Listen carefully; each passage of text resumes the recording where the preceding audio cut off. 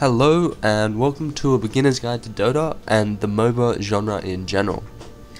Before I begin, I would just like to explain what the MOBA genre is and where it has come from. The MOBA genre stands for Multiplayer Online Battle Arena, and it is becoming increasingly popular today with the upcoming release, hopefully soon, of Dota 2 by Valve.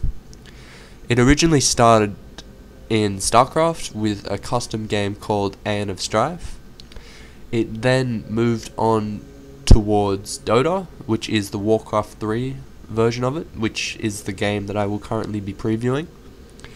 And as I said before, it is moving on to Dota 2 by Valve.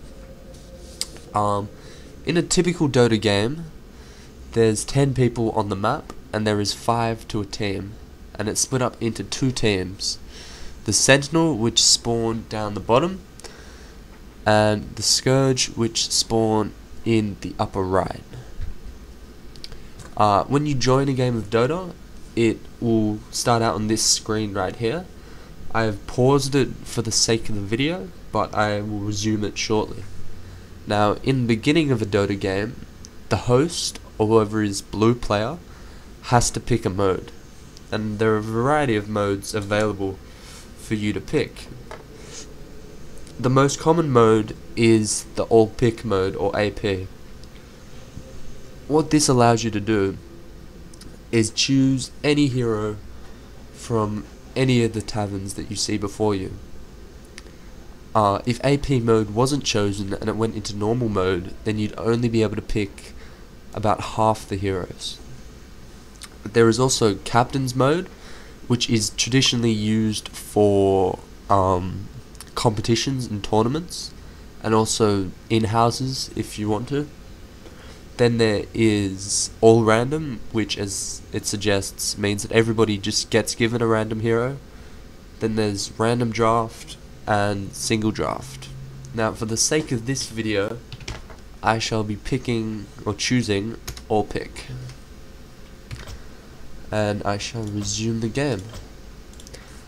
The heroes are split up into 3 different types over the 12 taverns, sorry. There's the strength heroes, which are up the top, the agility heroes, which are in the middle, and the intellect heroes, which are down the bottom. The strength heroes tend to be more tankier than any of the others, which means they can survive longer and they can take more damage, whereas the agility heroes do more damage, but they can't survive as well. And the intellect heroes, while they they can dish out a lot of damage, and they're very fragile, they're also very good at supporting other heroes as well. This is your hero that you start out with. I picked Skeleton King, who is a strength hero, and he is relatively easy to play for new players. The first thing that you should notice when you've picked your hero is that you will have down in the bottom right your abilities. Now, there are 4 abilities across the screen, and there's stats. Each of the first 3 abilities you can gain at certain intervals, like every level you get up from, you can just continue putting points in them. But the 4th ability is your ultimate, and it requires you to reach levels 6, 11 and 16 to put skill points into it. It is normally your strongest spell, and it can be game changing for certain heroes in certain situations. Another thing you will notice in the middle of the screen is your hero portrait, your health, your mana, your experience bar, and then all your attributes, so strength, agility, intellect, armor, and damage. On the bottom left hand side you see the map. Now, the map is a very important tool for anybody playing Dota, because it gives you, it lets you know what you can see, and it gives you vision of wherever your creeps are as well. It's also a very important tool all throughout the game, because you can notice where enemy heroes are, and where your heroes are. You can also ping the map by pressing Alt G, and it will produce a ping like that, and it will alert your teammates as to where a hero is going, or where you want them to go, or what's happening at that certain area. Now, the aim of the game is to kill the opposition's tower, or towers, like here. They have towers along the lands just like you do, and you will eventually get into their base where you have to kill their structure. In this case it's the world tree for the sentinel, and for the scourge it is the throne. Now, to do this, you have to level up your character. And as you can see through the experience bar in the middle of the screen, I'm level 2, and I'm just about to gain another level. And when you level up, you see that animation, the bright flash of light, signifying that you have leveled up. It is important to level up because you gain access to new skills, and you can do a lot more with your hero as well. He becomes stronger both through a new skill and through attributes. You gain gold by killing enemy heroes, enemy buildings, and enemy creeps. These are the AI creeps currently spawning, and they just march up the lands and assist you in taking towers and killing the enemy's base. As you can see, they do give you gold, and you also receive periodical amounts of gold. I think it's like 1 gold a second, to assist you in gaining gold if your team is losing.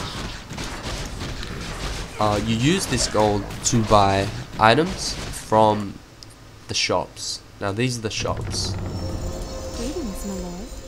It is important to buy certain types of items depending on your hero, and there are a lot of items in Dota, so don't be dismayed by the variety of items, because it's even me, who's been playing for quite a number of years, has trouble finding a certain item occasionally,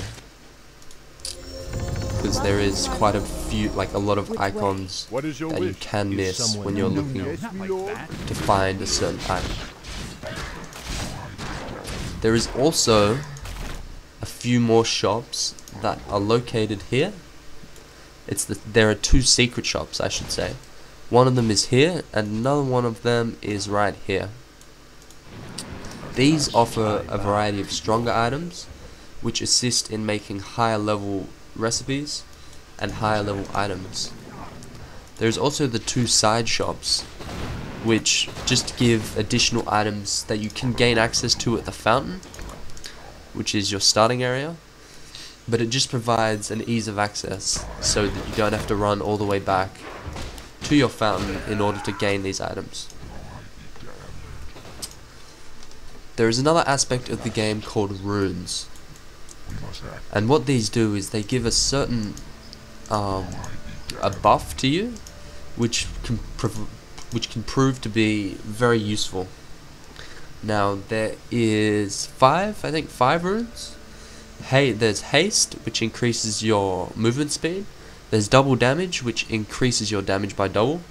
There's illusion, which makes 2 copies of you, and they deal a lesser extent of damage than you do, and they take a bit more damage.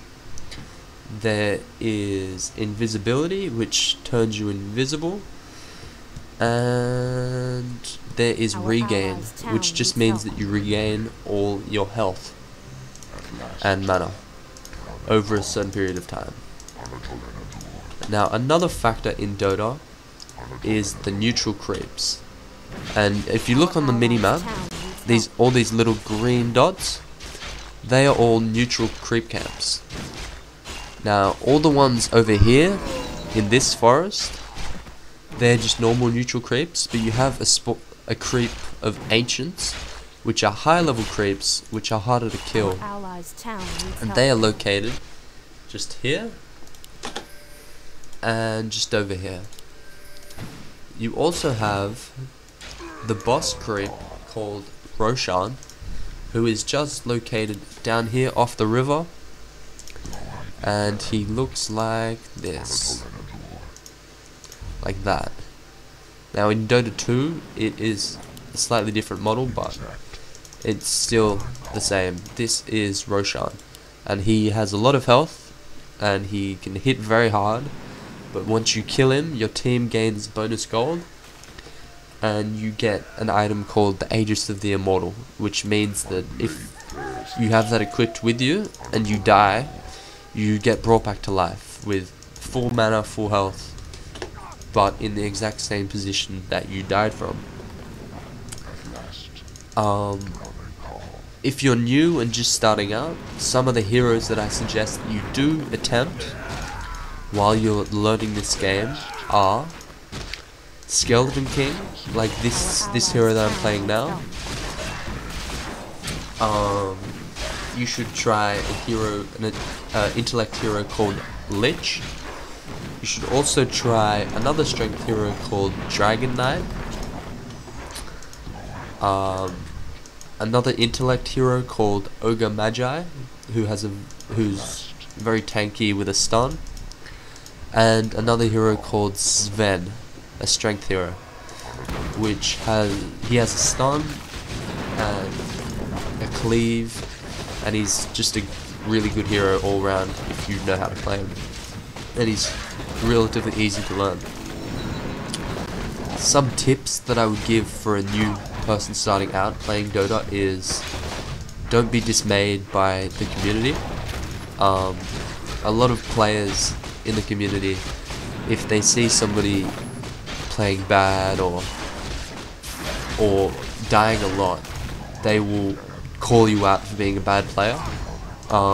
Don't take this to heart, because it takes a lot of time and practice and many games to